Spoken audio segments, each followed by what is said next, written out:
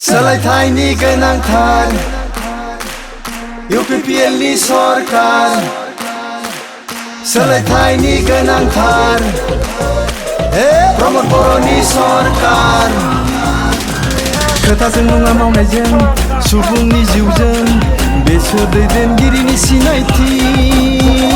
नेवसिलायनाय गैया हारिनि मानसि फंबाय दैदेनगिरि होनना बिखौसो बुङो बायदि राव धोरोम आरो गाब हारिनि मोनथाय ट्रेक्टरासो होफैगोन लाबोना ट्रेक्टर सालायबाय सिबिनां रायजोफोर नोंथांमोना खोनाबाय थादों बे साननैसोआव हाग्रामा महिलारिया बुंबाय थादों बिटिआरआव जेबो गैया बिटिआरआव जेबो गैया बिटिआर गोरोबथाया बेसेबां मोजां मोनसे गोरोबथा बिएससिआव जेखौ मोनाखै बिटिसिआव जेखौ मोनाखै बेखौ जोङो बिटिआरआव मोननो हादों दिनै बिथांमोना लाजिनाय मोनदों जे बे गोरोबथायाव जे गंथाम गंब्रै गाहाम इउनिभार्सिटि मोनाखैमोन इन्जिनियारिं कलेज मोनाखैमोन मेडिकेल कलेज मोनाखैमोन बाथौसालि खेराइसालि मोजां मोजां फसंथानफोरखौ मोनाखैमोन बै बाथ्राफोरखौ लानानै दिनै बिथांमोना लाजिनाय मोनदों ओंखायनो बिटिआरआव जेबो गैया बिटिआरआव जेबो गैया होनगासिनो दङ बे बिटिआर गोरोबथाया मोगथां महर मोननाय लोगो लोगो सा सानजा भारतआव बयनिख्रुइ जौसिन ओनसोल होनना बुंबा बे बिटिआर ओनसोलानो जागोन आरो बेवहाय नोंथांमोन साफ्रोमनिबो गोलोमदै थै थाखा फैसा खरस खालामनाय सान्दुं अखा खस्थ' खालामनाय बे खस्थ' बे माने नोंथांमोननि सेक्रिफाइसआ बेयाव नांनानै दङ रायजोफोर दिनै बिटिआरआव जेबो गैया होनना बुंनाय माने जोंनि रोजा रोजा मुंख्लंफोरखौ अपमान खालामनाय जायो जोंनि बिमा माहारिनि मानसिफोर लाइमोनफोर 12 घन्टा गाहाम सान्दुं खामजानाय रेल लाइनाव बेफोरखौ अपमान खालामनाय जायो आरो जों दिनै बेवहाय इउजि ब्रह्मआनो होन प्रमद बर'आनो होन रावबो लिडारा जाथिखौ थगायनो होननानै फैयाखै जों जाथिनि खामानि मावनो फैदों ओंखायनो नोंथांमोना नुदों इउजि ब्रह्म बिथाङा दिनै मालायफोर बायदि गुबुन गुबुन दोलोआव बारनानै थांनानै मन्त्रि एमएलए जानो हागौमोन हारिनि थाखाय लोर सोर जायाखै आरो बिथांनि आदर्शजोंनो जोंबो खामानि मावबाय थादों दा नंखायनो नैबे समाव खुनु साननांगौ खोथा गैया थांनाय 17 बोसोराव बिपि एबा गोरिब गुन्द्रा आइ आफा रायजो राजाखौ बन फानना जाग्रानो जौ फानना जानांनाय राजा लामायाव हाजिरा मुजिरा मावना जानांनाय बे अबस्थाखौ खालामामोनब्ला जोंहा राजखान्थि खालामनांगौनि जेबो गोनांथि गैयामोन रायजोफोर दिनै बिथांमोना जोंनि आइ आफाखौ नायाखिसै हा हुनि मोन्थायखौ होआखिसै बिनि थाखायसो दिनै जों राजखान्थियाव फैनो गोनां जादों ओंखायनो जों थिग खालामबाय बे 5 बोसोराव थांनाय 17 बोसोराव जिखौ हाग्रामा महिलारिया मावाखिसै 5 बोसोराव मावनानै हारिखौ गेरेमसा हारि दानायनि फारसे आगानसे जों दावखो होबावनांगोन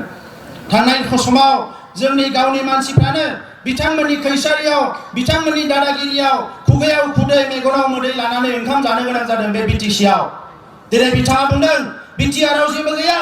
बिटिआरआव मोनसेल' जिनिस थानाय नङा बे जाबाय हाग्रामा महिलारिनि थगायनाय सोबख'नाय आरो दादागिरि बिनि बादै गासैबो थागोन बिटिआरआव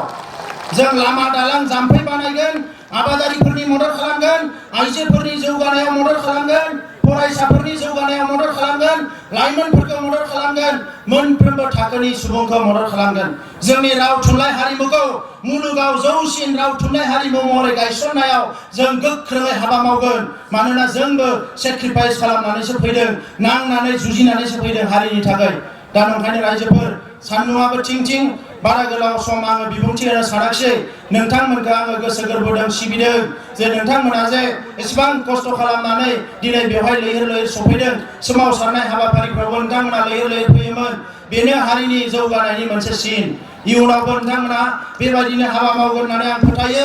आरो हारिनि खौसेथिखौ लाखिगोन सोरबा साफा सानै दैदेनगिरिफ्रा जौ लोंनानै बेदर जानानै दुम दाखाल खालामनायखौ बारा खर' सानो नाङा रायजोफोर खोमा होनो नाङा दिनै दुखुनांथाव जों लुबैदों जोंनि फरायसाफ्रा लाइमोनफ्रा डाक्टार इन्जिनियार आइएएस अफिसार जाथों मोजां मोजां दैदेनगिरि जाथों बिपिएफआ मा लुबैदों इयुथ केम्प बानायै सेंग्राफोरखौ सोनानै बेवहाय जौयै बेदरै जानानै बुलायनो फोरोंदों बेजों हारिया जौगागोन नामा बेजों हारिया जौगाया आरो जों थासान्दियाव बेखौ खुनु दिन जानो होआ दिनै बिथांमोननि दादागिरिया जोब्बाय आरो बेवहाय मोजां सम फैबाय मोजां बोथोर फैबाय साफ्रोमबो बर' फिसाया गोग्गो सोलोंथाइ लानानै सासे गोग्गो नोगोरारि जानांगोन बेनो जोंनि थांखि